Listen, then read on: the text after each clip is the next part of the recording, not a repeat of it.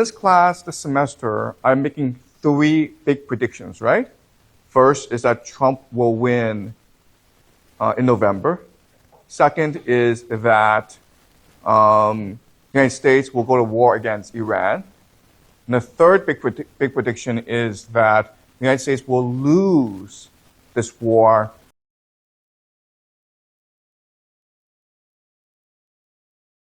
الجزء الثالث والأهم للبروفيسور الصيني الكندي جيانج. في الفيديو ده يمكن كان بيتكلم على مين يسيطر، مين اللي بيسيطر على جهاز الأمن القومي الأمريكي، النخب السرية، الجماعات. في نص مكتوب حرفيا كده هم بيسيروا عليه. بيتكلم انه في مجموعات سرية هي اللي بتتحكم في كثير من الأمور، رغم انه هم مختفين تماما عن المشهد، هم خلف الكواليس بيصدروا أشخاص آخرين، وفي عندهم هدف من كل اللي بيحصل في الشرق الأوسط، وفي النهاية كمان الحرب اللي هنوصل لها اللي هي الحرب العالمية الثالثة. الرجل ده طبعا مرة تانية أهميته تأتي من أنه توقع 3 توقعات حدثت بالفعل. قبل الانتخابات الأمريكية توقع أن ترامب هيفوز، أن ترامب هيشن حرب على إيران، أنه أمريكا وإيران هيدمروا بعضهم البعض في هذه الحرب، وأنه لن يخرج أحدا منتصر. كان في المقطع ده كمان بيتكلم على جزئية هل السعودية ترى انه الخطر الاكبر هو ايران ام اسرائيل؟ لان انت شايف دلوقتي ترامب يدفع الخليج دفعا لدخول هذه المواجهة، وبالتالي انت لو تورطت في هذه المواجهة ربما ستكون اسرائيل في امان، لانه خلاص ايران هتركز على دول الخليج. ثانيا، ليه ترامب اصلا شن هذه الحرب؟ هل ملفات الجزيرة كان لها علاقة، وفي يعني نبوءات او معتقدات عندهم ايضا بتحركهم؟ تعالوا نسمع رايه في الكلام المهم ده. For your view on a disputed report here from the Washington Post, we can put it up here on the screen, F3, a push from the Saudis. Israel helped move Trump to attack Iran. Now, this has been internally disputed by Saudi Arabia, saying that they did not push the Trump administration to attack Iran. However, this is clearly an authorized leak from our own government, trying to at least lay some of the blame on behalf of the GCC. What do you make of this analysis and of this narrative that Saudi Arabia was also trying to be behind this push to bomb Iran? So I've always argued that both Saudi Arabia and Israel are heavily invested in regime change in Iran. In fact, Saudi Arabia sees Iran as much more of an existential crisis than Israel. Because remember, Israel still has nuclear weapons, and Israel is a very diverse, very sophisticated economy, whereas Saudi Arabia is completely reliant on oil. And it's always had problems with Iran because Iran is a theocracy opposed to the Saudi monarchy. Iran funds and equips the Houthis, which have been antagonistic towards Saudi Arabia for the longest time. And right now, the Saudi economy is suffering.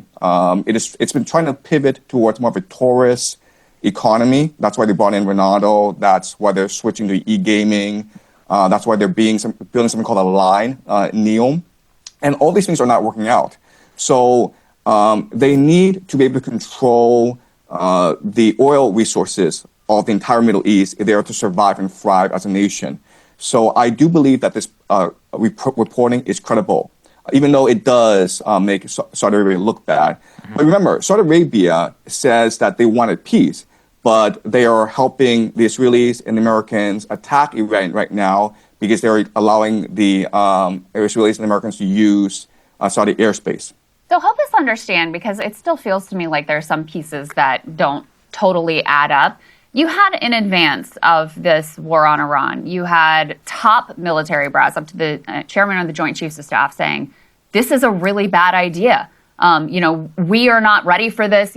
All the math on the interceptors that's been talked about for months at this point. And yet Trump still decided to go ahead. What is the calculus that he was making here that led him to take what, already appears to be catastrophic actions?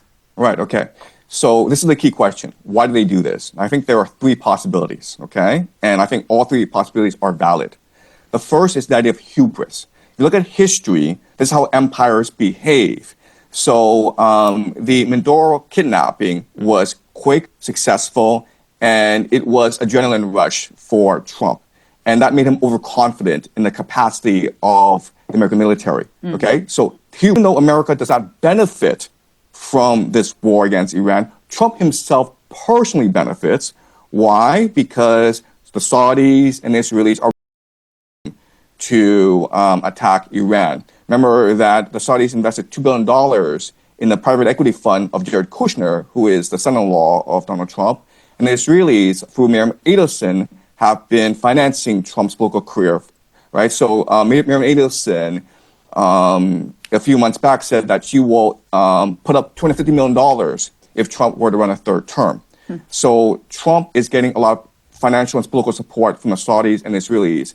Also remember that if this war goes sideways and Trump is forced to use ground troops, he will probably get approval from Congress, and this will give him emergency war powers, which will allow him to influence the midterms. So Trump is thinking about a third term. And I think at the ballot box, he probably won't get it. But if there's a war going on and you can delay elections and you have emergency war powers and people rally around the flag, then he probably will get a third term. And the last factor that is run by secret societies. It's clear that the world is run by these know who they are, but they control the military, they control the national security apparatus. And these people, there are different names for these people. You can call them the Illuminati. And the Illuminati are composed of three major groups, okay? You have the Jesuits, who control the Vatican. You have the Septine Frankists, which control the modern state of Israel today. And you have the Freemasons, who control the national security apparatus of the United States. And they believe that Israel, this war in the Middle East, is key to the end times in creating heaven on earth. So it's almost like a script that they're following, even though it doesn't make any geopolitical sense. Okay, so I would say that these three are the best reasons why this is happening. طيب وعلى فكرة قال كلام في منتهى الخطورة. يعني قال أولا وإحنا شايفين مش بس فكرة بن كفير ونتنياهو والحديث عن نبوة إشعياء يعني في الكيان فقط، لا، في أمريكا نفسها. ارجع شوف كلام لينسي جراهام، ارجع شوف كلام وزير حرب هيكسس اللي اتكلم انه يعني دي مواجهة اخرى ضد المسلمين والمتطرفين ومش عارف ايه، وكلام في منتهى الخطورة. وكان بيتم تلقين الجنود الامريكان زي ما شفنا كثير من الشكاوى والخبر نشر على انه دي حرب يعني لها علاقة بظهور المسيح واشياء من هذا القبيل. فهم عندهم فكرة انه النظام العالمي الحالي لازم ينتهي، يكون في نظام جديد، دولة جديدة حاكمة، وهي دولة الكيان. وبالتالي يعني النخب الموجودة دي هو هدفها الآن ضرب أمريكا. ما تستغربش، هدفها الآن أنه تتولى دولة الكيان مقاليد الحكم والسلطة لتكون السلطة الأقوى. هو قال أن النخب والناس اللي بتحرك الأحداث دي هم بيسيطروا بشكل كبير على يعني الجيوش والمجتمعات الحاكمة والنخب الحاكمة في كثير من الدول والمؤسسات والحكومات.